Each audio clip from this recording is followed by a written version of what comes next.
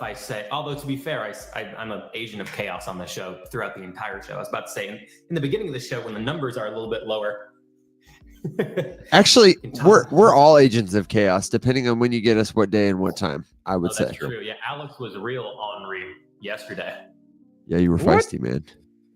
You were real slutty with your word choice. The Feistmeister. Okay, listen, man. It's sniff it. Oh my God. Well, don't get us banned before we even start. Good now, everybody. This is the Rise Up Morning Show. It's your place for helpful news, commentary, the occasional feisty remark, and today is November 28th. It is Thanksgiving for all of our friends celebrating in the United States. I don't have a turkey sound, but I do have a from Rise Up After Dark.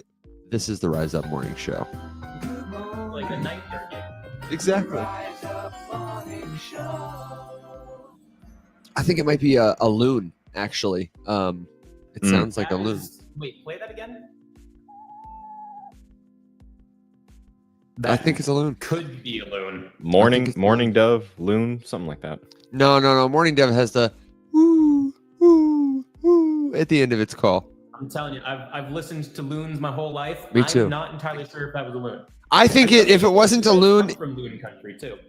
Oh man, yeah, I'm telling you, I think it's somebody who's excellent at bird calls. I think it might have too many trills in it to be a loon. Crypto machinery, it's a bird. It's a bird, you guys. Oh, man.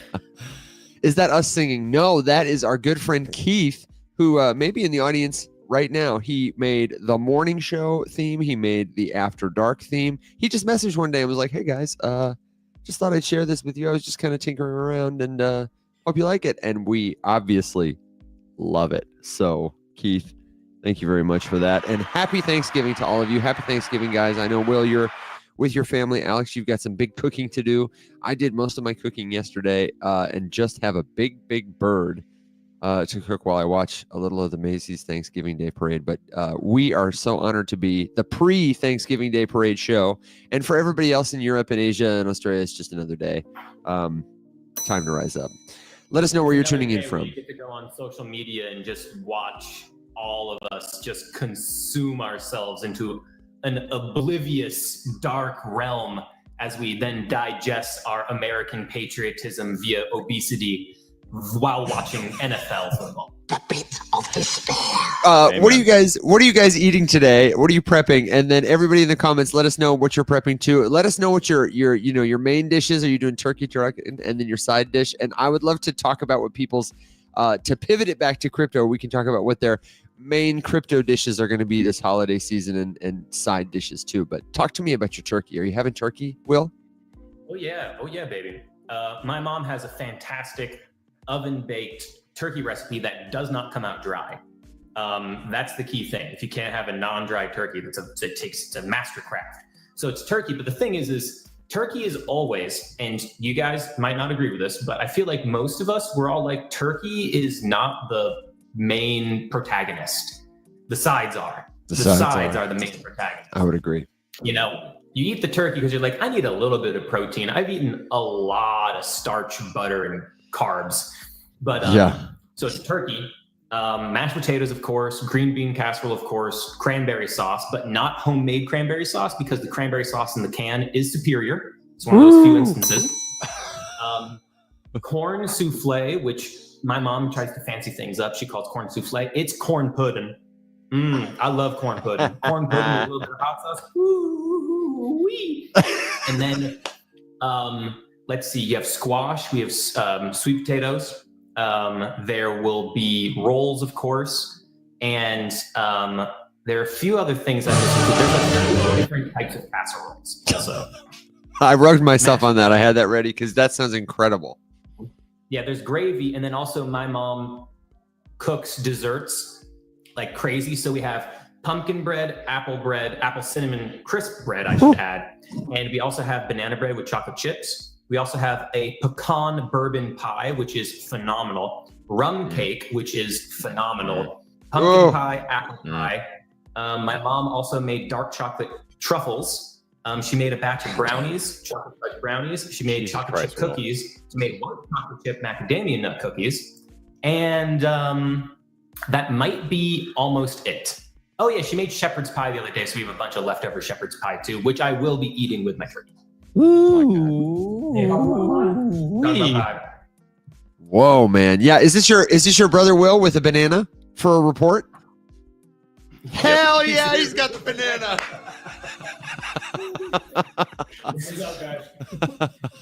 What's going on, brother? Will, We're just getting the Thanksgiving update, and we are so glad you're here. We're really going to miss you when you're not here over Will's shoulder with a banana.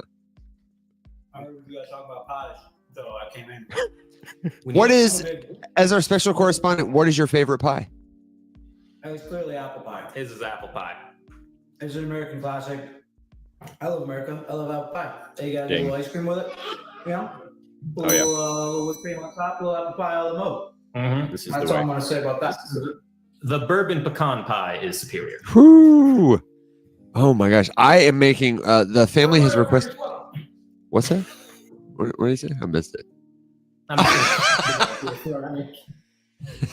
That was a segment with appeal. Giving myself a point for that for next You're time. fired. You're fired. Alex, what tell me what are you cooking over for vegan Thanksgiving? For you and Well- Christina, are you making a tofu turkey? Are you making something else extraordinary? No, I don't do that. First of all, I have to give myself just a pat on the back because I just heard what I could tell was the wrong dog eating out of the wrong bowl, and went into the other room to find meatballs sure as hell just up to the shoulders in the wrong bowl eating food she's not supposed to eat. So she's gonna Shoulders. she's gonna suffer later. Oh, Not looking poor forward to me. that. Oh. Anyway, no, I don't do the tofu turkey stuff. I'm not a fan. No, but I know you're doing some good cooking. Yeah, so Jordan has turkey, and then we do every year we do this, like, it's kind of like a meatloaf, but it's made out of like lentils and walnuts and pecans and mushrooms and sweet potatoes and stuff. So that's like the big center Actually piece, sounds and then good. there's pretty much all the normal. It's delicious. That Then sounds there's all good, the yeah. normal sides of big ass green bean casserole, mac and cheese, mashed potatoes. Doing sweet potato casserole pie hybrid thingy this year. I found a new one that I've never tried before, so I'm gonna make that. And then obviously pumpkin pie, and not doing pecan this year because I'm doing the sweet potato one instead. And then breads and Oh, I all love that sweet good potato stuff. pie. It sounds Man. I think Interesting. That's about where I'm at. I've always found sweet potato pie to be just like a pumpkin pie with less flavor. Has been always been my take on it. You clearly have not had a sweet potato pie from I gotta make the you one. South. I got to make you one, Will. Yeah, no, I mean, you've been done dirty. maybe if not. That's Maybe not. Dude, let me tell you what. You get you like the littlest, oldest, southernest woman to make you a sweet potato pie, man, and it's so good. yeah, preferably under 5'1" Yeah, and and rotund. over Seals the- 91. condenses the love. Yeah. It condenses the southern love. Yeah, right. It's Yeah. been simmering for a long time. Yeah. Ame hogs. And Yeah. this is so the pie I'm doing. It's a pumpkin pie, like a standard pumpkin pie, and then the sweet potato thing is more like a casserole. So like square dish, other like hodgepodge. It's crustless, but then it's got like the thick layer of like the streusel candied pecan topping stuff. Oh yeah. So that's the Dude, That's how you do it, streusel candy is so pecans. underrated. I made a bunch of streusel. Our family requested me to make this. I don't know if you guys have heard of the Milk Bar. I've never been there. Apparently, it's like a heavenly dessert place, and they have this pumpkin pie recipe that went viral forever on Instagram and TikTok. And I've been making that. Streusel. Yeah, dude. Streusel's great. Sorry, I had to Basically, sugar, butter, and then something it. to hold it together. it. That's like sugar it. sugar butter. It's like Oats. to me, it is it's a shortbread cookie, but made actually good. That's what it is. Okay, so a couple of things from the comments. First of all, Machiste is eating L's on memes for Thanksgiving, so sorry about that. Sides giving is what we've got, and then I am in the camp of Thaddeus. Cranberries in a can may be the most iconic and beloved, but I just don't like it as much as I love fresh, like boiled down cranberries. Though I do want to go on the record that I am going to make my family who prefers the rest cranberries in a can. Mhm. So let us know. That seems to be the most hotly contested thing. Let us know However, which the meme best coin you're day- betting on. The best day is National Turkey Sandwich Day, which Oh. is the day after Thanksgiving. That's the best. That is the best meal of the year. There you go. in No my doubt. personal opinion. No doubt. Okay, so now that we're all thoroughly like salivating, and dinner's Yeah, not my for a mouth's few more actually hours. watering. Honestly, truly, we'll have pictures of our Thanksgiving dinners in the Discord. If you're not in the Discord server yet, it is the place to be. If you have a crypto question that doesn't get answered today on the Rise Up Morning Show, or you want to build community with other people who are investing at all levels of experience building in the space, just like you, then head to discord.gg/riseup. We've got forums there where you can ask your questions, you can share what you know, learn, grow, and we say rise up together. I did see a question come through about Uphold, and I wanted to direct Gigi, who asked, my Uphold account has been on hold, restricted for 4 days and counting, and I'm looking for some guidance. We would love for you to tell us a little more about what's going on there. Are you in the United States? Are you seeing a particular error message? And if you can't fit it in a TikTok live comment, we get it. We're sorry. The best place to share that is in the free Rise Up Discord server. And we have all of our past episodes. You can find them there, find them from YouTube, tutorials, things like that. And if you need help joining the Discord, you can get the link in any of our profiles or at the riseupmorningshow.com. As you can see from the notice board in TikTok, we still have a commercial for our guest from last night, Evan McMullen. We've had a fantastic recorded conversation with the co-founder of Bravado ID. We've been talking a lot about decentralized identity this week. It's all there for you. Do you guys have any? Oh, sorry. Go ahead, Alex. No, it was a good one. I was especially interested in the direction that the conversation went after Jillian brought up some, concerns just about like the ways that this tech will evolve that we might not be thinking about, especially as it relates to like people's rights. And the potential issue between a decentralized or on-chain piece of someone's identity compared to like how it could protect you against your Fourth Amendment right being infringed, the right against unlawful search and seizure, and then how it might hurt you in the Fifth Amendment territory against self-incrimination if like you don't have the option to like not give over a piece of information that someone is requesting, even if you should be able to refuse that. So it was interesting. Didn't expect it to go there, but worthwhile. Yeah. Well, it was a good conversation. I mean, it sounds cool. So do you guys have any mistaken Oh my identity? We God. also had so we're talking about ZK, and I pull up this meme and about identity and verifying it?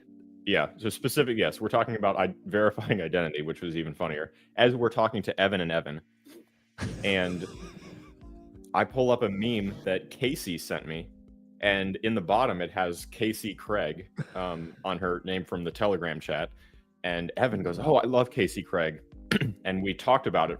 We talked about Casey Craig for about 2 or 3 minutes, and we were all in agreement. And then like a little bit later, Casey popped into the chat and was going to come up, and Casey's like, "I bet you she means the other Casey Craig," and I'm like, "I'm sorry, what?" And it turns out that the current head of comms for Robinhood, the former head of comms for CoinDesk's name is Casey Craig. And we had a case of mistaken. Wait, how did our Casey know that it was mistaken identity for other Casey? Because apparently this other person is notorious too, like well known in run our into space. each other at conferences and get each other's badges mixed up and constantly get mistaken for one another and know each other. So the two Caseys. Anyway, it was funny that we had mistaken identity on literally the identity episode. Yeah. On the identity episode. Nice. So Gigi, to answer your question, Uphold, we're going to need some more information about your Uphold account, but Uphold, for anybody who is new here, who's just learning about crypto, Uphold is a centralized exchange, and they have sort of a variety of custodial services. They have vaults, which are totally custodial, and what that means is they give you a username, you get a username and password, and they create a crypto key for you. You access your crypto with an encrypted private key. This is a unique identifier that nobody else has, and whoever has it has the blockchain will give them the authority to move, spend, send, receive your crypto assets. So Uphold says, hey, we get it. That's a lot of responsibility. We're going to hang on to that for you. We'll keep it secure on our servers, etc. You just use your username and password. That way, if you forget something, we'll have your private key. You can reset your password, yada, yada. Then they've got a wallet that is what's called a multi-signature wallet that generates a couple of keys, generates 3, and you get 2 of them. Uphold gets 1. And if you lose one, they can help you replace it. It's designed as sort of like training wheels to what in crypto is really something we're very excited about, which is self-custody. This is different than anything you've ever had before with any other financial service where you depend on them to access the good stuff. This allows you to own, to be the sole authoritarian of your crypto assets directly.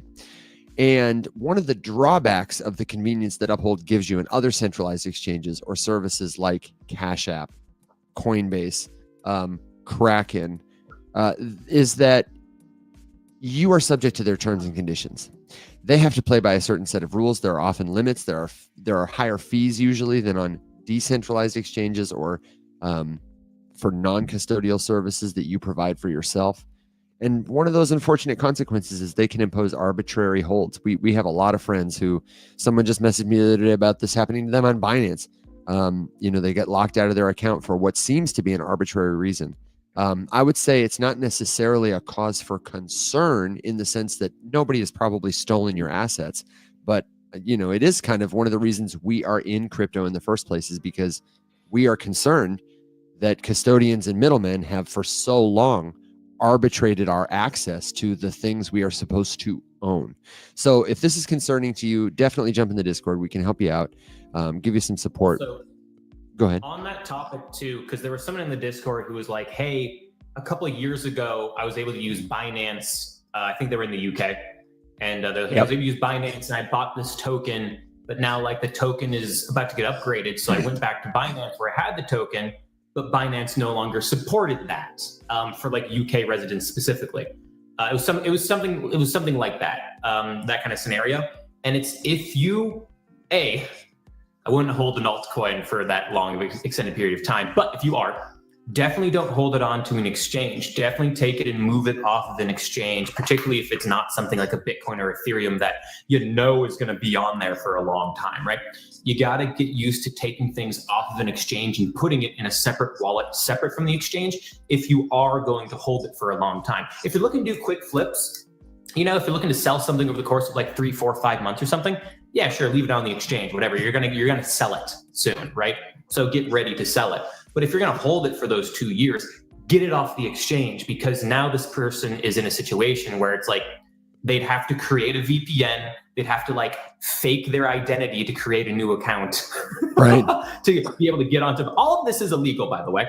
And then to get on Binance to get those coins. Now they're kind of they're shit out of luck, if you will, and they can't get those coins back. So that I wanted to give them the training wheel steps for how they can start to do self-custody, which is, I would say for any of these people, you should look into your first non-custodial wallet, maybe before you get a cold storage wallet. We could talk about cold storage in a second, but if you want to move your tokens off Uphold, off Coinbase, off something else, it depends on where you are and what you like to use. If you're investing right now on Robinhood, for example, you might consider getting the Robinhood DeFi app. If you're investing on Coinbase, a centralized exchange, you might consider getting the Coinbase DeFi wallet. Depending on the tokens you hold, you might need a particular wallet. For my money, Trust Wallet is a great first step to self-custody because they support the most networks and tokens, but Coinbase Wallet has my favorite user experience. So do you guys have other tips for people who are looking into self-custody, who want to move their assets off exchanges and eventually to cold storage? Do you recommend people go to cold storage right away directly? What do you guys think?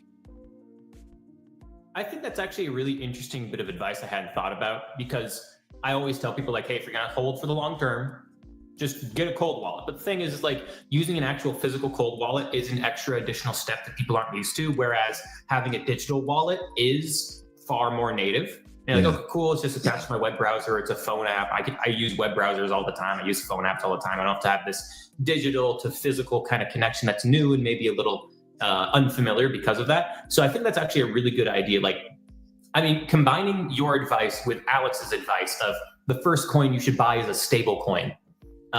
Take a stable coin and then go and send it off to a Coinbase wallet or a Trust wallet or a MetaMask wallet, what have you, to a Phantom wallet on Solana.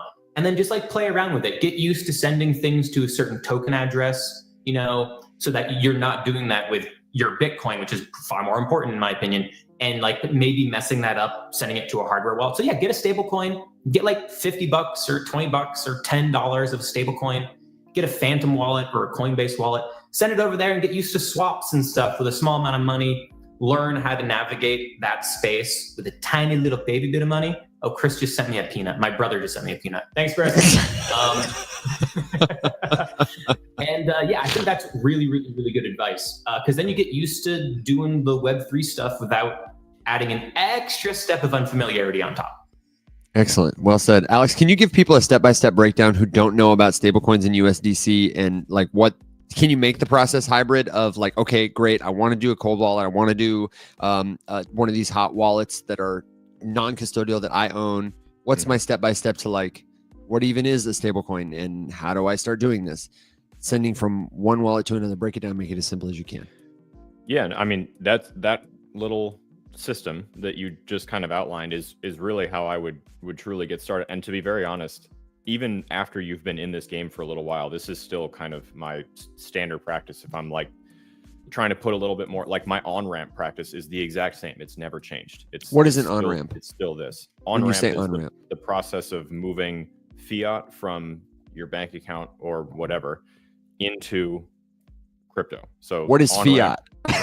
On-ramp is the term for moving your standard United States dollars or euros into something or rupees. Cryptocurrency, or your whatever, your fiat currencies, your traditional, your traditional currency, whatever that may be for you. There's a bunch of different options for on-ramping. Centralized exchanges are kind of the standard. You know, make an account with Coinbase, Binance, Kraken, KuCoin, something, and connect a bank card, a bank account, whatever, buy something. Most of those, all of them will sell you some kind of a stable coin, starting with USDC or USDT, depending on your preference, to be very honest, is a good way to start. I always like to say, if you've never bought anything, that's a good one to start with because you'll figure out the process of on-ramping. You will get something that you can move to a wallet. You can get used to the idea of like sending a transaction, confirming a transaction, whatever, holding, keeping. You have some crypto. And you'll kind of increase your velocity into the rest of the space. Meaning if you then decide later, like, okay, you know what? I've poked around a little bit. I'm ready to buy something else, any altcoin that you're interested in. You have a stable coin now. That process is a little bit easier for you. And during that whole time, however long it takes you, whether it's 5 minutes or 5 months, you've gotten yourself an asset that's not going to change and fluctuate in value the way that the other altcoins might. So that's kind of my short case for starting with a stable coin. And honestly, I still to this day hold quite a few of them just because I want to be ready in the event of a bigger dip. I want to have like something ready to move into something that I'm bullish on if I see an opportunity to get anything at a discount, whether that's Bitcoin, whether that's ETH, whether that's Avalanche, whether it's whatever your eyes are on. I also inadvertently do that also by Alex just having me go and open up old wallets. Yeah, reminding yourself you hid money. You're welcome. There that I totally knew were there. Don't you love it when you hide things from yourself? Send you my address for my finder's fee. Right? But no, I mean, and then I don't know if I don't know about that. It's okay. Well, don't worry about it. We'll figure it out later. It's like that Bugs Bunny meme where it's like, oh, hey, it's my stable coins. Our stable coins. It's like communist Bugs Bunny. Yeah. The case for the cold ice, there was a question earlier just about, if you're only looking to hold something for like 12 months or less, is that cold wallet time? And to be very honest, there's no really right or wrong answer. So there's kind of this vibe, this perception when you talk about cold wallets, if you're not used to using them, that the process of moving something in and out of a cold wallet is like this multi-day process. And I think that's kind of like an unhelpful way that people talk about stuff, because generally you only hear about cold storage in the context of like, this is something you're going to keep for years. Yeah, like implying cryo freeze. Like, yeah, kind of implying that like, oh no, this is like really hard to get something into and really hard to get something out of. If I wanted to move my Bitcoin into cold storage and then like 10 minutes later it's like, damn it, I moved too much. I'd like to move it back. Granted, I should have thought about that because I'm going to have to pay the transaction fee, which is annoying. But we're talking minutes. You know, like it's very fast. Depending on which wallet you use, they usually have some sort of little desktop software interface. Plug it in, connect it, whatever, off you go. You're off to the races. So the short answer is you should get used to the process of moving things in and out of cold storage. My only threshold for when it's time to use cold storage is when you have more money than the wallet costs by like 3 times. So if the wallet you're looking at getting is $100, when you get to $300, it's time to get cold storage. Oh, for a hardware wallet. I was like, wait, what? I was like, okay, I gotcha. So, and now, I mean, now these things, Ledger has so many models. Trezor's got budget models. There's Arculus has a couple different options. There's more wallets than ever. When I bought my first one, you had 2 choices. You could get a Ledger Nano, or you could get a Trezor Model T, or a Trezor Model X or Model S or something. I don't know. The cheap one and the expensive one. And the cheap one was still like $120. Yeah. So that's kind of what I would definitely recommend, getting one when you kind of get to that threshold, and then getting used to the process of in, out. And you'll see, oh, there's nothing to this. This was really kind of given to me as potentially something way more complex than it actually is. And before you get one, you should look up the crypto assets you hold on that wallet's webpage. Someone mentioned here about Uphold that they're having trouble inputting a receiving address. Sometimes wallets have features where, so first of all, let me back up. Crypto tokens exist on different networks. The same way, you know, value is represented by monies around the world. But when you go to Europe, you're spending euros. When you go to the United States, you're spending dollars. It's all money, but it kind of lives in different places. What were you smiling at? It's me, your dad comment. I whisper sweet nothings to my ledger every night. My dad can beat up your dad. Go to bed. All right, baby. You just do good things. That is a mental picture I absolutely could have lived without. Absolutely dying. You know, if you're trying to send something though, sometimes you need to make sure, one, that all crypto tokens they can be sent to any wallet as long as the wallet is compatible to use that cryptocurrency tokens network.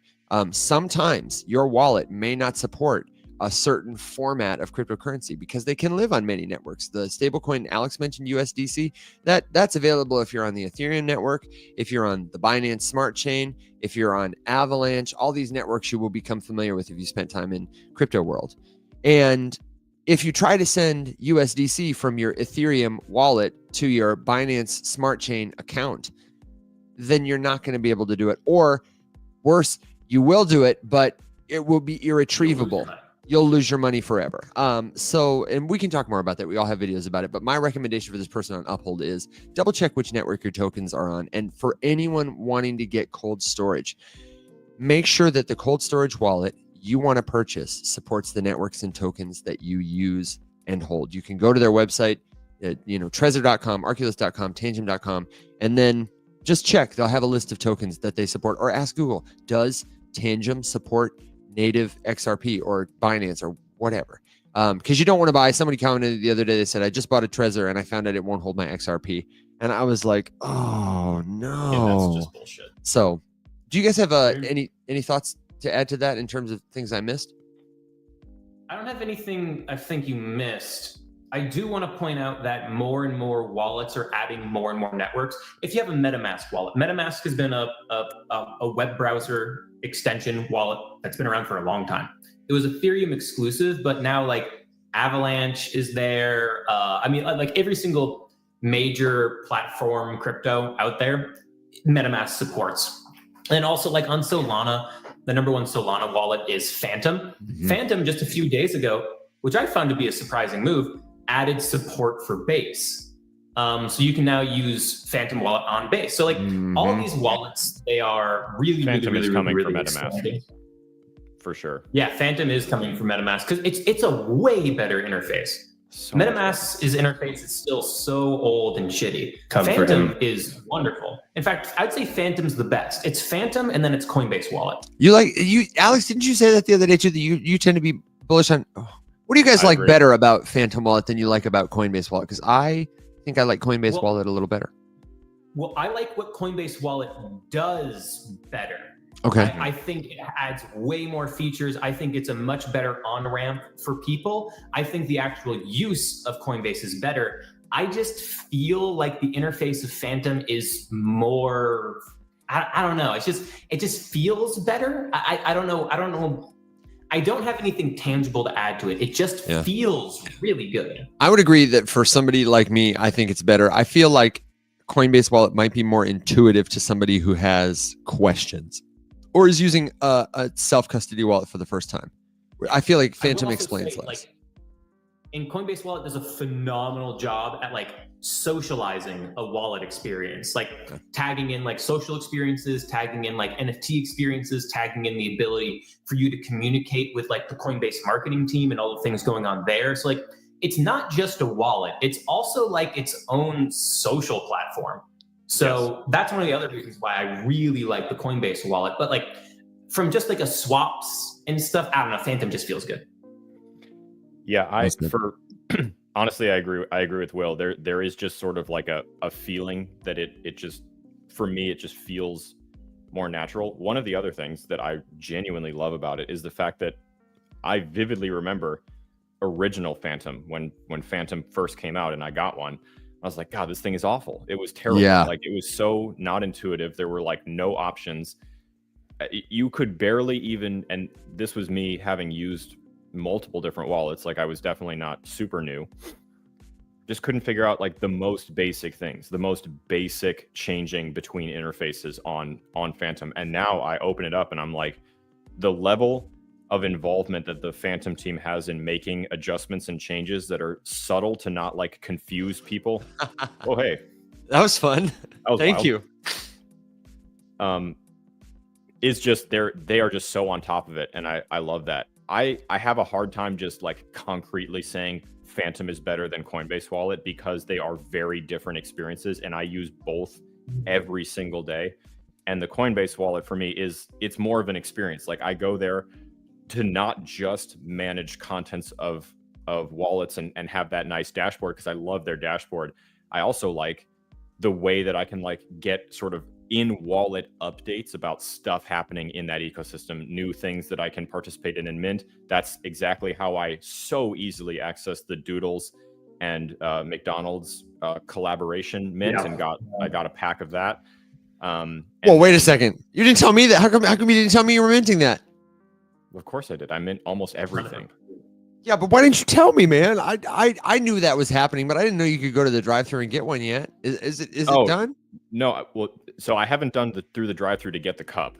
Okay. But I would like to, and I just haven't found the time. But I did in wallet mint the like booster pack that you can rip open of the collaboration thing.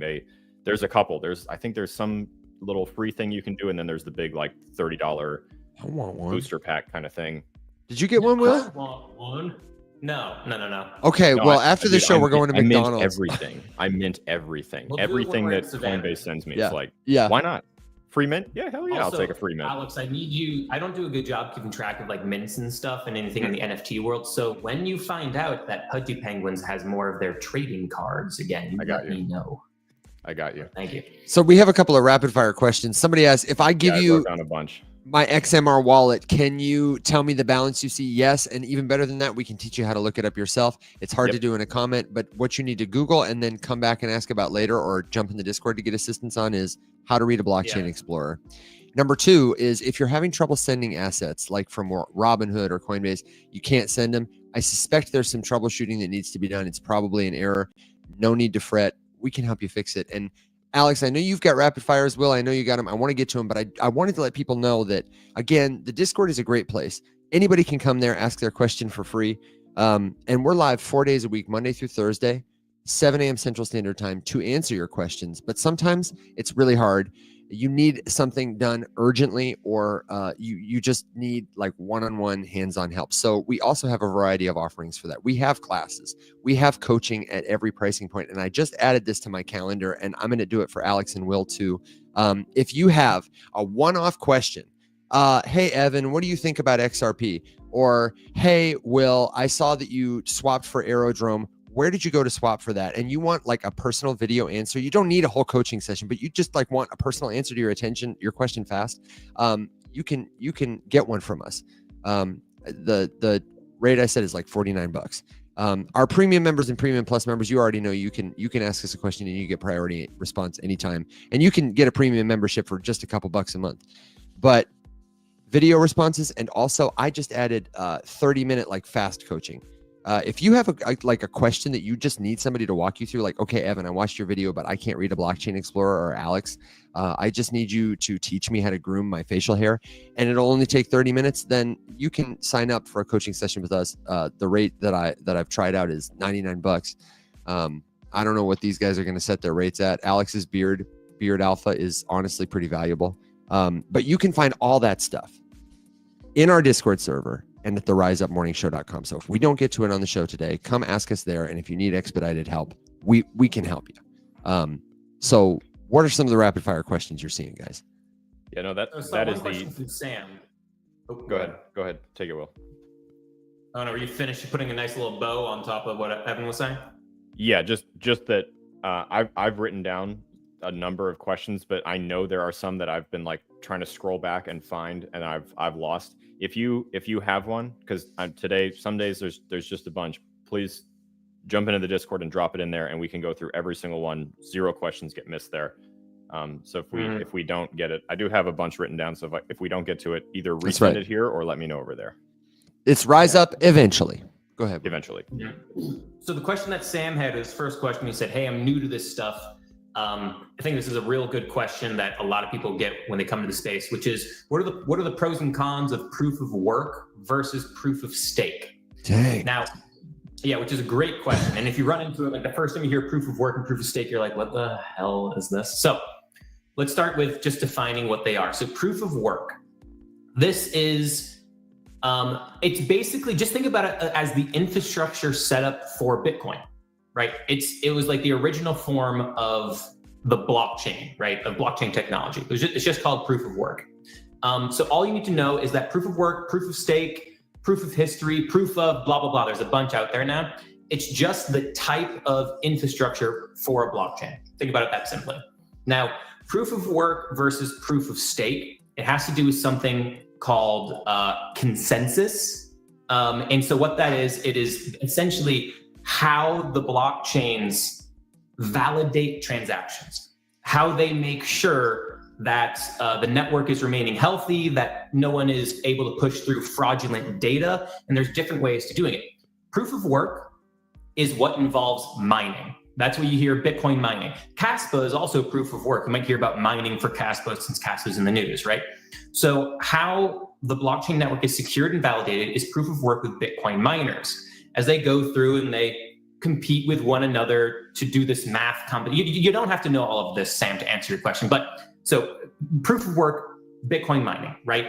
And so how the network becomes stronger and more secure is more Bitcoin miners keep adding computational power. The more computational power, the bigger the proof of work blockchain, the more secure it is. And what you want to see happen is you want to see a lot of people have a lot of different miners so that not one or maybe 2 people have a ton of control over the Bitcoin network. So that's proof of work. Proof of stake is essentially the same thing in terms of what it's trying to do. We secure and validate the network, but instead of increasing security of a proof of stake cryptocurrency or blockchain with miners, you do it with staking. You may hear about staking. If you don't know staking, it's when you take your Ethereum, you stake it, and you essentially turn it into a dividend stock. It earns interest paid to you in that native cryptocurrency. So you stake your Ethereum and you start earning a certain percentage of interest on your Ethereum paid to you in Ethereum. And so instead of having these pools of miners securing the network, you have these pools of staked Ethereum or Solana or yada, yada, yada, right? And the thought process there is that it would be more easy for people to stake their Ethereum and participate in governance of the network, as opposed to today with Bitcoin. It's really expensive to go out and become a competitive Bitcoin miner. You have to get a bunch of fancy equipment, right? So with staking, it's easier for people to participate in that governance, if you will. And so obviously there is a concern there though, where if someone has enough money and they buy 50 or 51% of the total supply of a cryptocurrency, they can take it over and the security of the network is corrupt. It's, kaput. So those are the definitions. Now the pros and cons: proof of work blockchains tend to be slower. Bitcoin's slow. Caspa's faster though. So I say tend to be. I would say the advantage there though is mining does tend to result in more decentralization, as we've seen in practice. Whereas with staking, it does create more centralized blockchains. However, their throughput, their ability to have an application be built on top of it and to be fast and have fast throughput is much faster, right? You can have proof of stake, you can add sharding on top. There are all these examples of additional tech upgrades you can put more easily onto proof of stake cryptocurrencies than proof of work to make them fast and cheap. So basically, when you look at proof of work and proof of stake, I say proof of work is more secure, but tends to be slower and tends to have higher fees. Proof of stake is fast and cheap, and it's more easy for people to participate in it. But at the same time, security is lowered, right? It's a give and take with everything in the crypto space. It's a part of what we call the trilemma problem, which is you can't have the best of all worlds. But that's essentially how to look at it, in my personal opinion. So Alex, Evan, I don't know what you guys might want to add on top. That was thorough but concise. I would say for anybody who's confused about consensus mechanisms or blockchain architecture, the city analogy is helpful. Your blockchain network is like a city. Some of them are like New York. Some of them are like Arizona. Whoa, look at these Thanksgiving gifts. Thank you for... Not going to lie. I was pretty upset seeing Alex at 2000. Were you really?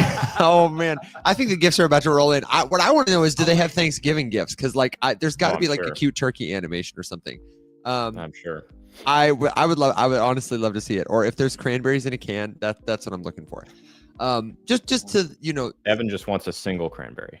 I just want one little berry. One little single cranberry. melted down cranberry. Little baby berry. Yeah. I think it's helpful to think of blockchains as networks or even as computers. Bitcoin is like a computer that lives in many places. It is the world's biggest computer in this sense, and it is better than having one person in one place own one computer.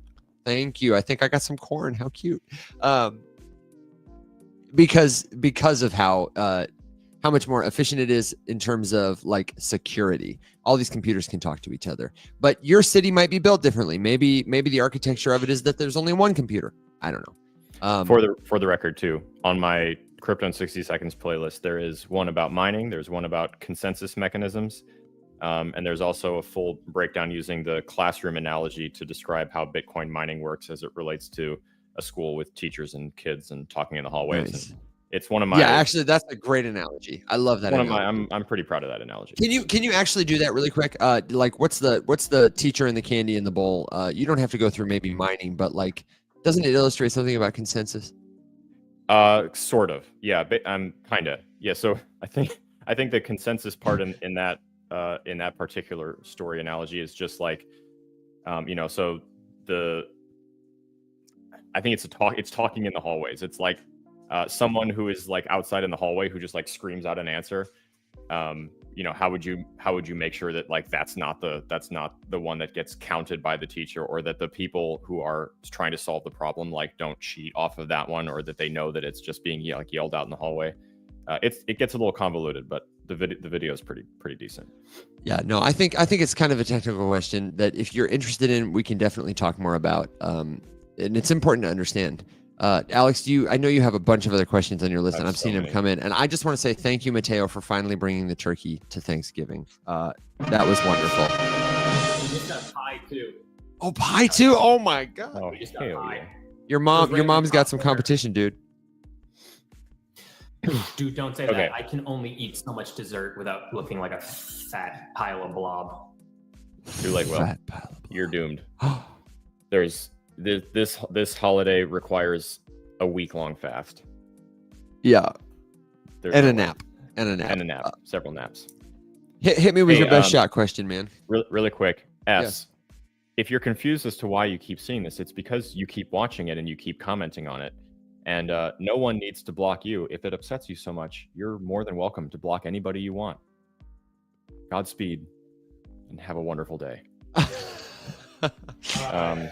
Every time you comment, block me, you're cementing yourself into this part of the algorithm more. So keep it up. Appreciate it. Okay. So we're gonna take it back. I'm gonna run through these really quickly, and then if you want more details on any of this kind of stuff,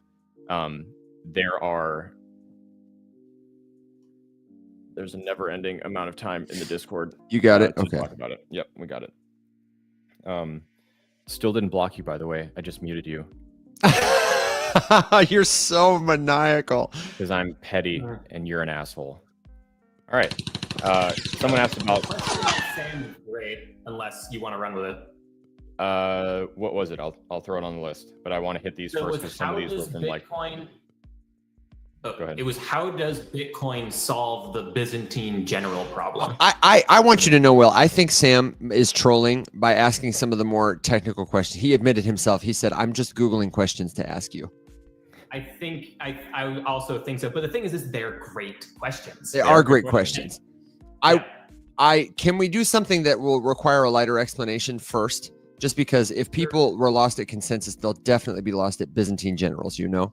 Yeah. Well, I can definitely do it simple, but if you want to run with it, go for it. Okay, so someone asked about Brett in general, and it just feels like a good opportunity to sort of, remind us that. So Brett is a meme coin. They are different categories of meme coins.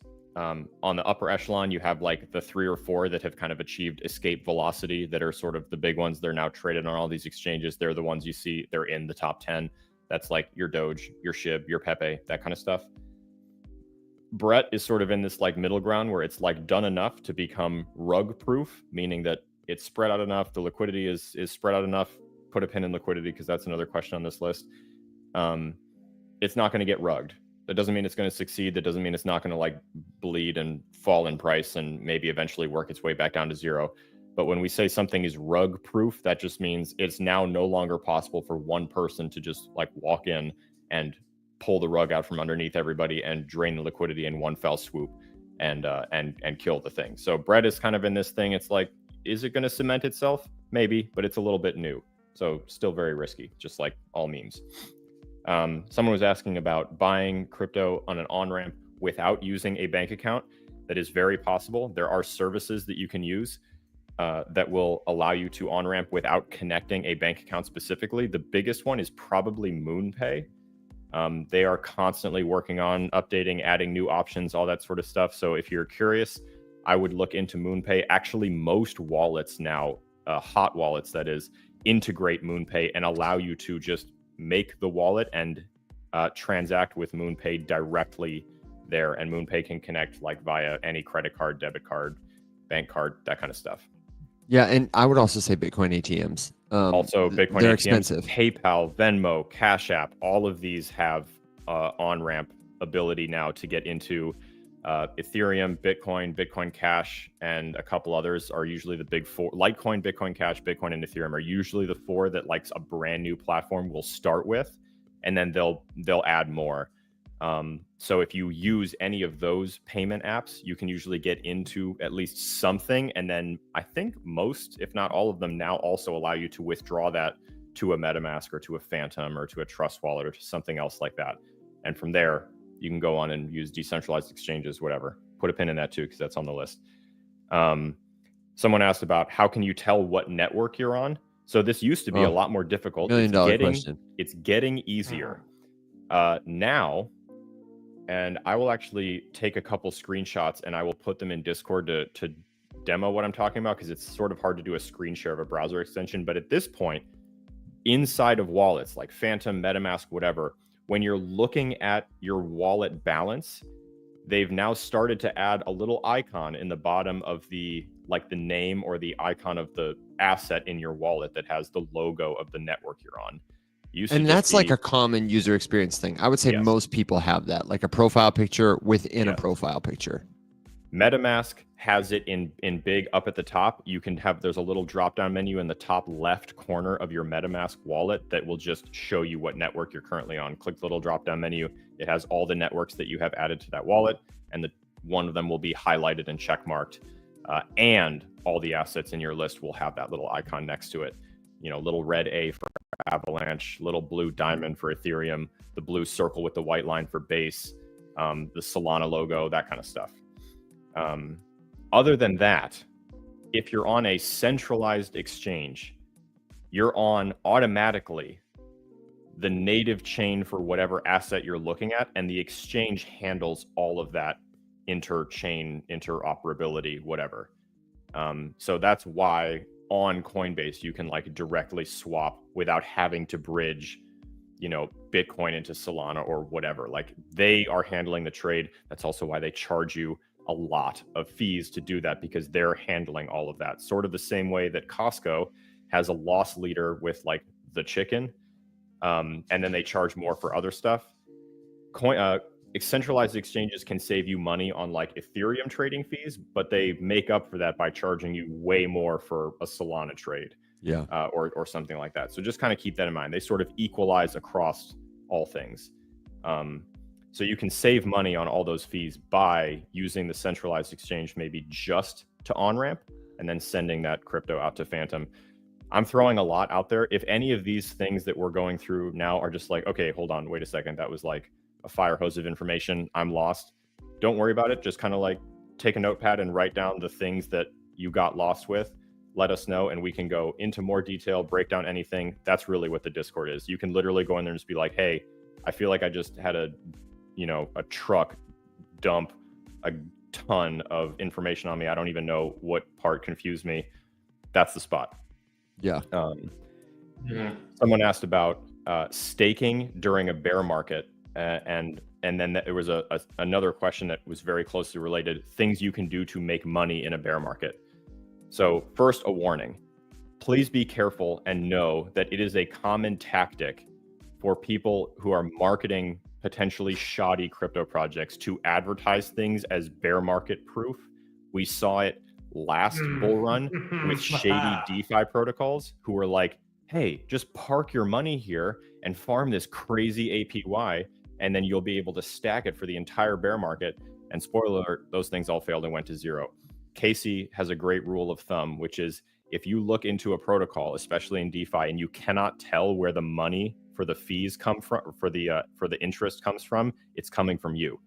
And just sort of keep that in mind. A lot of these things are able to offer those high interest rates just because they're farming you for money and giving it to other people. It's literally the definition of a Ponzi scheme. So there are definitely things you can do in the bear market to stake and earn money. However, this is where you have to learn the difference between native staking and DeFi yield. What that means is that, like Will described, if you have raw Ether on Ethereum and you would like to stake it with Lido, for example, one of, I think, the biggest staking service provider on ETH, or if you have Solana and you want to stake with Helios or Marinade, these are places you can stake your SOL, your ETH, with the actual network and just earn interest for the network operating. Those are the things you want to look at during the bear market. The things you want to avoid during a bear market would be, Turkey swaps 800% APY farm on this degenerate coin that you have to buy $1,000 of and stake there. Stuff like that, run. If you're quick, if you're quick on the trigger and you kind of have a little bit more experience and you know what to do, you can definitely make money kind of hopping in and out of those crazy DeFi schemes One of the creators who unfortunately doesn't really make content anymore, Jeff the Dunker, used to talk about moving in and out of those things. He would call it Ponzi farming, and he would just like jump in and farm it for a little bit and then wait until he saw the warning signs that it was about to crumble, and then he would bounce and find a new one. And he would be able to farm these like crazy 1,000% APYs, but he would also tell you, because he was a good educator, he would also tell you it's difficult, it's very risky, and straight up, if you're not comfortable with these things and you don't know the warning signs and whatever, it's really not worth it because you're just going to get hosed. Jeff the Dunker was spoon feeding us like Will's mom at the holidays. Yeah, he was good. He was good. And I do miss him. He was a great creator. So yes, it's possible. And just overall, Will, I know, has a ton of stuff. Evan has a ton of stuff. I have more. If you're curious about kind of that process of like, what can we do during the bear market? Is there anything you can do? Please consider joining the Discord and starting a conversation about that sort of stuff as you like look to, ahead for next year, year after, whatever, to sort of prepare. Yeah. Just because the worst thing you can do during a bear market is write it all off, stop paying attention, and wait until the next bull market to come back, because the real money is made in the bear. The reason that even on the biggest red day we could see right now, I'm still up 5, 6, 7x on my portfolio is because I didn't stop paying attention during the bear market. That's the real alpha. And then last one on my list here. So if I missed you, just re-ask, and I'll try to add it to the list. Someone asked about what is liquidity? How can I take advantage of this? Why do I need to know about liquidity? Liquidity is really the only number that matters when you're talking about my favorite topics. When you're trading. Exactly. Yeah. Liquidity is the secret sauce. So there are several big metrics that you need to know when you're looking at crypto. The most commonly discussed one is market cap, which is not necessarily the most important. It's a good feature. It's a good metric to know, to be aware of, but it can be manipulated. It's not always the best indicator, and I certainly wouldn't rely on it by itself. Great example I always use. There was a meme coin that I saw that got launched like several hours before. There were only like 15 holders. There was almost no liquidity. What that means is that there was actually no real money in the pot. It was all just sort of theoretical. Basically, that would be the same thing as Evan makes a token. He gives it to me and Will. There's only 3 of us holding it. We all 3 agree that we're going to set the price of that token at $1 billion a token. We each have 10,000 of them. Diamond hands, baby. We can say that if we want to. If we could say that, and the wallet balance would literally show that each of us had $2 quadrillion in our wallet. That's what it would say on the readout. It would be like, hey, this is how people get those screenshots that they show you where their phantom wallet has $300 million in it. Okay. Then the market cap of that little project with 3 people holding it and no actual money being invested in it, the market cap would read as like hundreds of trillions of dollars. And it would mean nothing. Then you could look at the liquidity and it would be like $10. Nobody could sell anything. There's no money to sell it to. There's no buyers. No one's going to buy that from you, right? Liquidity is simply just a measure of the actual money that is in the pot that can be bought and sold from with any cryptocurrency. Market cap is simply the price that it's trading at multiplied by the total circulating supply. That's it. So if something happens to where someone can set a price, even if no one wants to buy it at that price, that will influence the market cap. That is how market cap can go up without any new money being added. That is also why people say that XRP's market cap does not matter when they're trying to convince you it's going to go to $589. That's what they mean. They mean that collectively all the XRP holders will just refuse to sell below 589. So it doesn't matter. The market cap would go to $2 quadrillion at that point without any new money having to go in. For the record, which I get the reasoning, but yeah, it's technically sound reasoning, but it's not. That's not. This is a gross misrepresentation of the facts. Basically. Thank you, Alex. Well, good point, Alex. I also want to touch on the topic of like where this all started, which was staking and yields and yield farming and yield farm hunting and Ponzi scheme yield hunting, which is hilarious. When you guys go onto a DeFi platform, like a lending platform or a staking platform, things like that, you're going to see some coins that, as Evan and Elspeth mentioned, like 1,000% APY and like 300% APY. You know, and you're like, oh, this is an easy way. I can bring my crypto here, hold it for a year, and it's going to 3x just off of the interest. No, just no. The reason stupid. why, just stupid. The reason why you can see percentage APY that high on certain pools, they're called, certain pools you can put your crypto, is because the liquidity in them is so small that they are trying to influence people to bring their money to it to increase the liquidity so that the pool can actually function. And when you do that, you might hop into a coin and it's at like 300% APY. And then as more people add liquidity, very quickly, it falls to like 8%, you know, assuming of course the underlying asset doesn't implode in value and drop 99%, you know? So It's very risky. If again, this saying is true across your entire life. If it seems too good to be true, odds are it is. And that was Syncus DAO also. I saw a comment about Syncus. If you weren't familiar with Syncus, if you're like brand new right now, Syncus was a massive scam. Tell us the story. Massive rug pull that happened at like the beginning of this year, I think it was, or the end of 2023. Beginning of this year, yep. Yeah, essentially they offered huge APY percentages because whatever you did on the Syncus platform, as soon as you were on there, if you wanted to like unstake or stake, you got hit with a very large fee.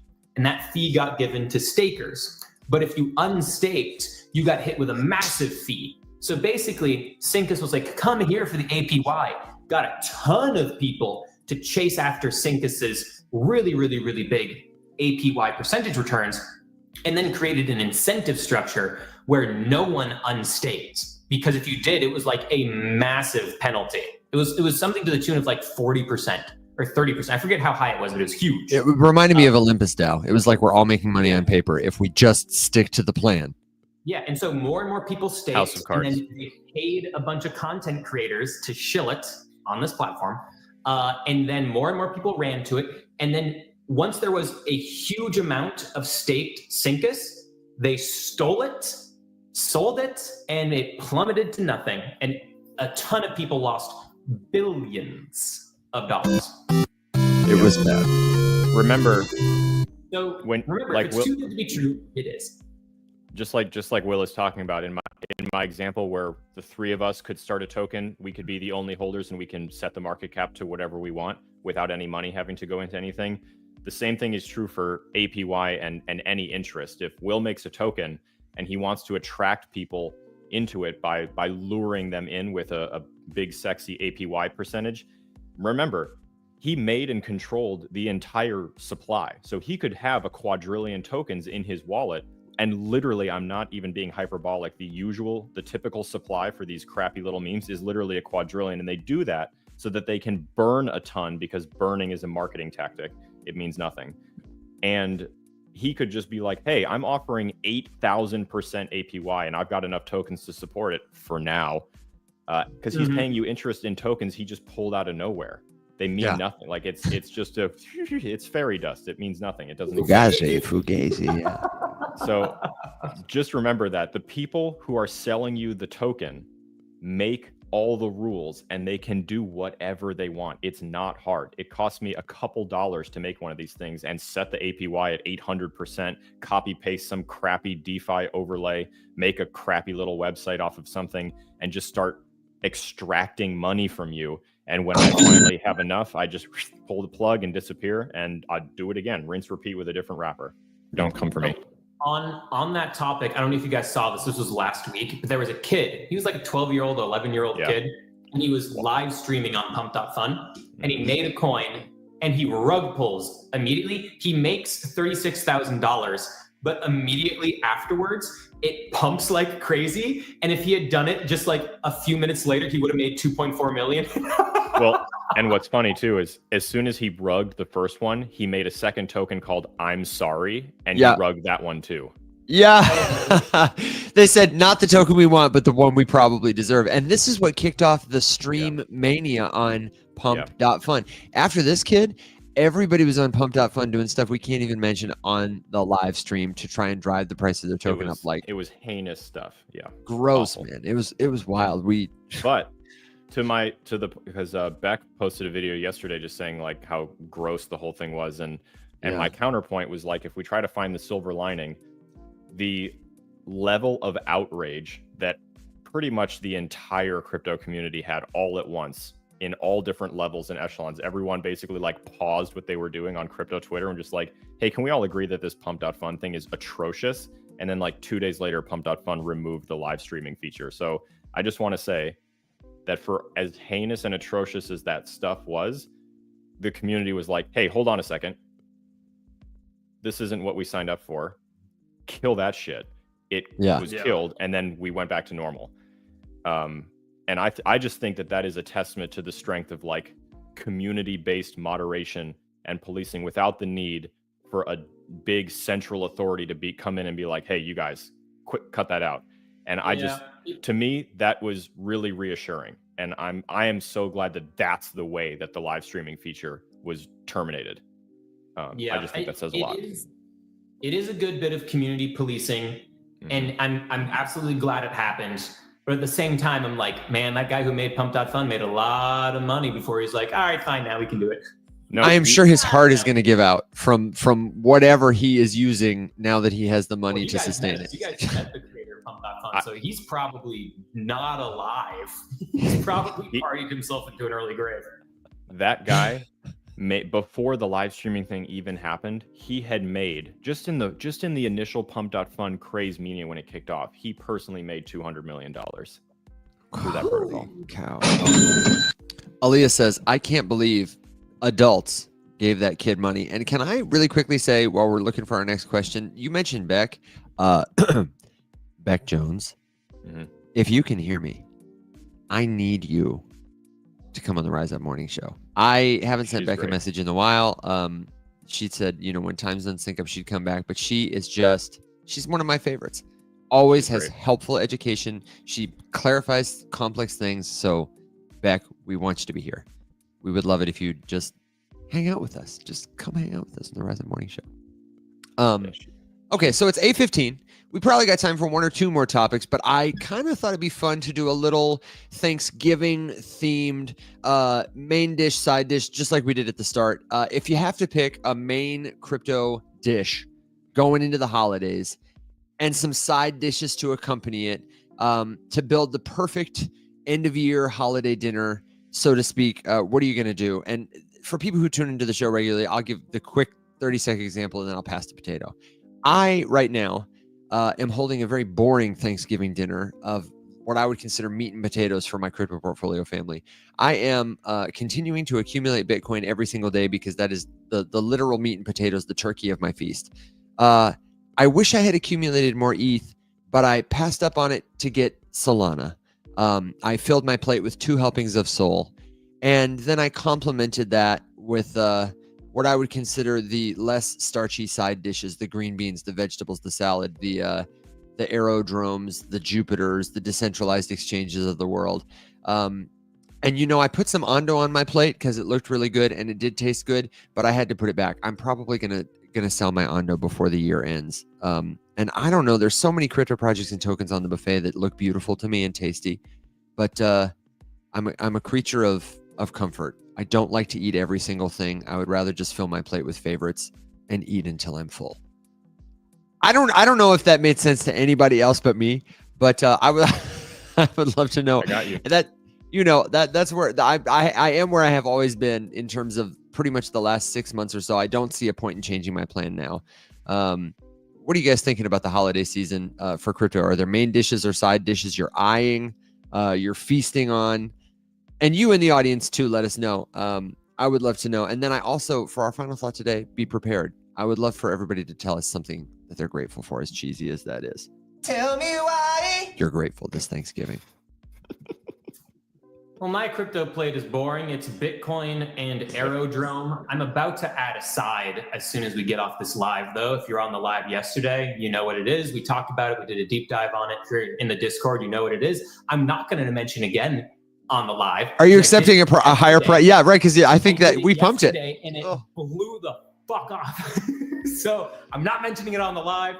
I will let everybody in the Discord know when I buy, which will be in the next half hour or so. And then I will let them know. Alex, we better get our buys in, man. In 24 hours. And that's my heads up to the community if they want to buy it before I get to the socials. And yeah, that's it. So I'll have a third. Okay. Interesting. Alex, what about you? Are you eyeing anything at the buffet to add to your plate, or are you so just like Will, a hearty helping of Bitcoin. More Sol. I have ETH, but I've kind of, my average ETH price is ridiculously low. I don't really add more unless I need more to do stuff, because I don't like spending my original bag. Sol, I added a little bit more on this, expecting that it might, revisit a little bit lower. So I'm feeling pretty good about that. I added a little bit. Go ahead. A little bit of unlock protocol, although it was only a teeny tiny bit because it just did like a 7x earlier this week, and I'm fully expecting it to go down. So I got a little bit kind of just to mark myself as a holder early on in its lifespan, because I care about building my on-chain resume, and I would like it known on-chain that I got some of that, early in its lifespan. But still reading, still learning about it. Haven't done anything major. I kind of expect the amount that I put in to get cut in half at least. And I'll be watching for that, just because I think that was a super cool little project. I'm going to do a series of videos demoing the DYOR stuff, and I'm going to use Unlock as the example in it. I did it last bull run for Cold Snap, and I'm going to do it again for Unlock this time. Nice. So what else? Honestly, that's it. It's a pretty hearty helpings of Bitcoin and Solana, and a little side dish of Unlock. We've got Sol, we've got Avalanche in the chat, we've got a couple of meme tokens down there. Somebody mentioned the ISO tokens, and we do have a good question that I want to address before we get to some of our last minute stuff, which is somebody asked, okay, where can I go to learn all the fundamentals if I'm starting in crypto? Alex just mentioned the Discord, and we do have the free Rise Up Discord server, which is a great place to connect with other investors, to share your questions, learn what you know. We say rise up together. But the other place I want to tell you about is we do have, my computer's going to rug me. Alex, can you possibly pull up a screen share of our website really quick on YouTube, and then I'll show it over here for the fine folks back home? I really appreciate it, brother. For people who don't know, my computer is like the grandma or grandpa at Thanksgiving who's had too much turkey, and now they're laying on the couch and their pants are unbuttoned. That's my computer. Evan's computer has a little diesel generator in the back corner of his office that's powering it, and the only fuel source is it's a very tired hamster running in the wheel in the. Yeah, if I turn my microphone around, you could actually hear the fan working hard. Okay, so for folks on TikTok and on YouTube who want to know what's the best place, Alex, this is our website. Alex has up on the screen, and I wanted you to just scroll down a little bit. This is the riseupmorningshow.com. You can find a reminder about when to tune into our show, and then also keep scrolling just a little bit. Go to view upcoming courses right down here. Give it a little scroll. And Alex, if you would, can you click that? This button takes you to an Eventbrite collection of Web3 101 courses that we have curated to help you go from 0 to 60 to gain the confidence and skills you need to move about the crypto space securely. And you can get these courses or the recording to them for as low as $6 each. They start off being $15 a recording. You can sign up for a free membership trial on our Patreon. All that information is, there on the riseupmorningshow.com. But we've got Web3 101. That's what it is, why it matters, how to set up a wallet, trade, send, sell, receive crypto. Stop Losing Money, that tells you about the most common scams and schemes in our space, how to avoid them. Literally, this class, I promise you, this class will save you thousands of dollars. Especially if you're a trigger happy person and you're feeling a little unconfident here. We've got How to DeFi, which is tools to help you start generating passive income using your crypto. Alex, give me just a little scroll so I can show the last two. We've got a portfolio principles class, and then we're going to start doing these periodic crypto Q&A classes where people who take a course, usually they come out with a lot of knowledge, but then you have some more questions too. It's hard to know which questions to ask until you get some like beginner acumen. These courses will give you the acumen. You can register for the live courses. We'll do them again after the holidays, or you can get the recordings right now. Plus, like I said, we'd say all the time, you don't have to spend any money to come hang out with us on the show to ask us a crypto question. These are just things for people who want to accelerate their journey with a learning resource that's in one place from us, but we're working on more all the time. I know, Alex, you've got some stocking stuffers coming for people in the form of PDF guides.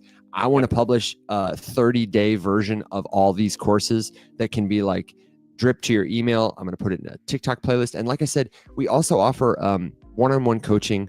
You can send us your question and we will make time to sit down and walk you through or solve a particular issue if, a class just isn't enough.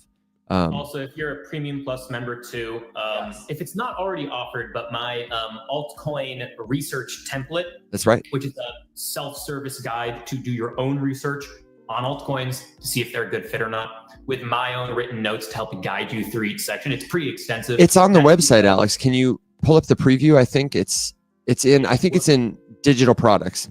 Yeah, if it's not available for free now, we'll change that and make it for free for premium members. That textbook costs $20 on my profile page through the links, but for $20 a month, if you're a Premium Plus member, you'll get that for free, PDFs for free.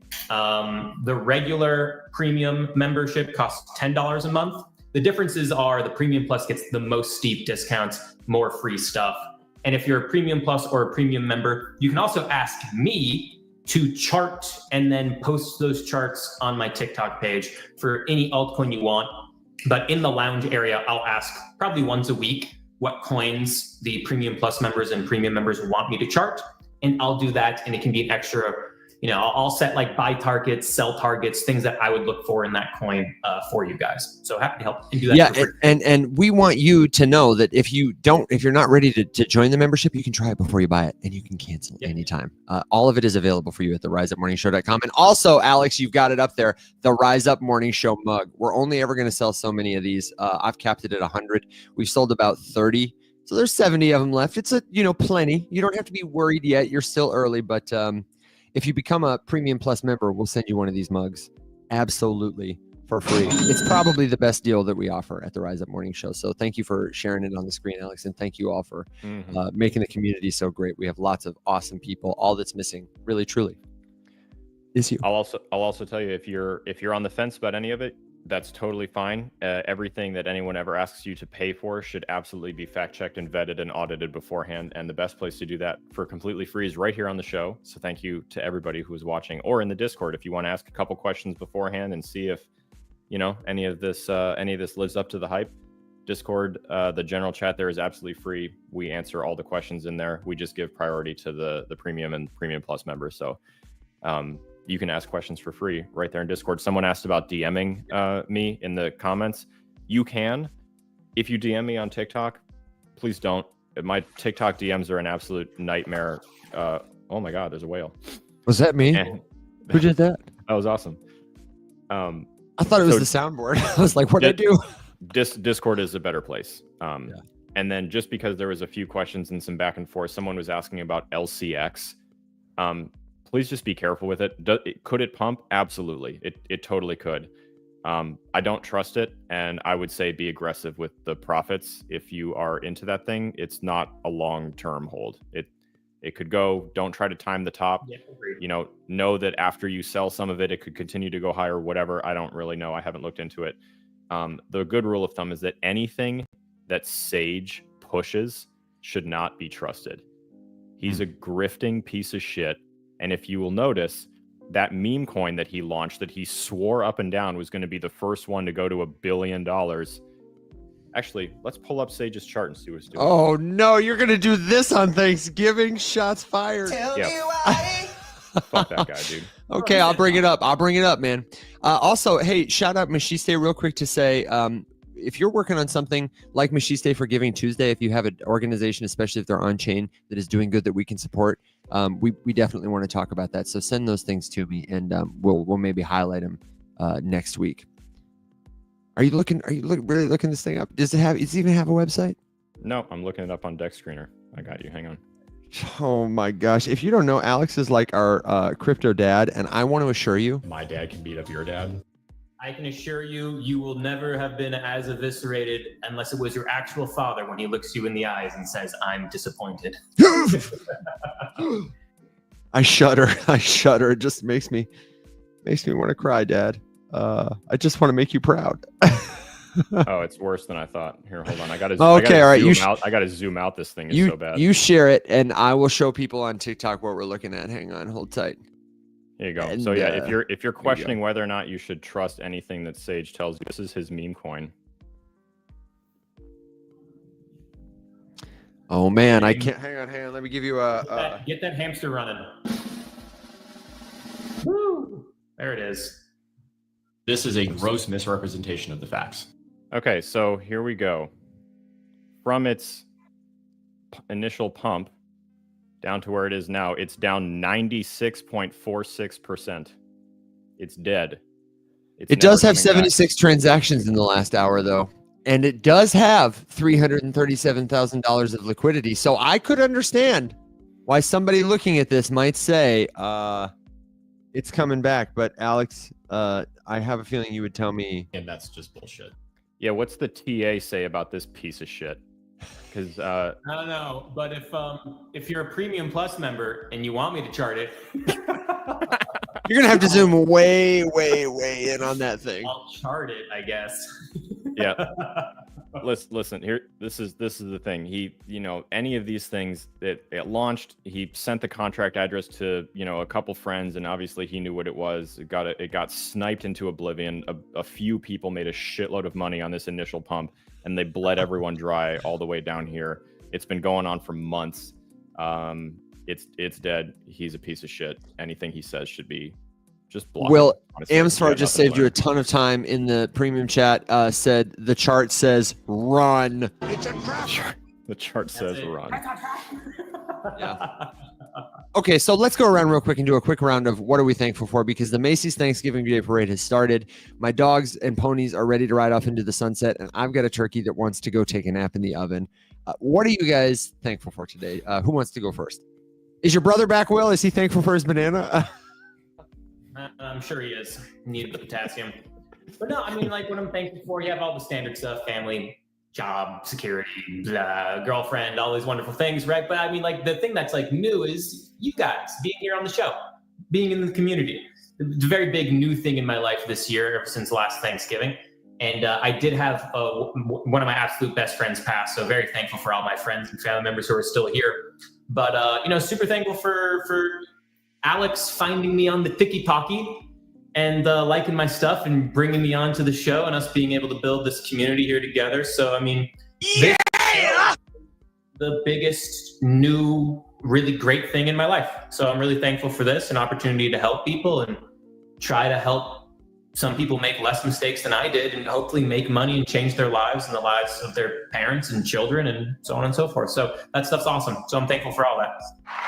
Well said, man. Less mistakes, more money, and for sure, William Watson. What about you, Al? What are you thankful for, man? I'm just so fucking stoked about where the show is at right now. I look forward to it every single day. I miss it on the days that we're not streaming. Thankful for. I will agree with. I'm thankful. I think if Machiste Day came to After Dark, he would win the point total every time, because I would be digging his jokes all night long.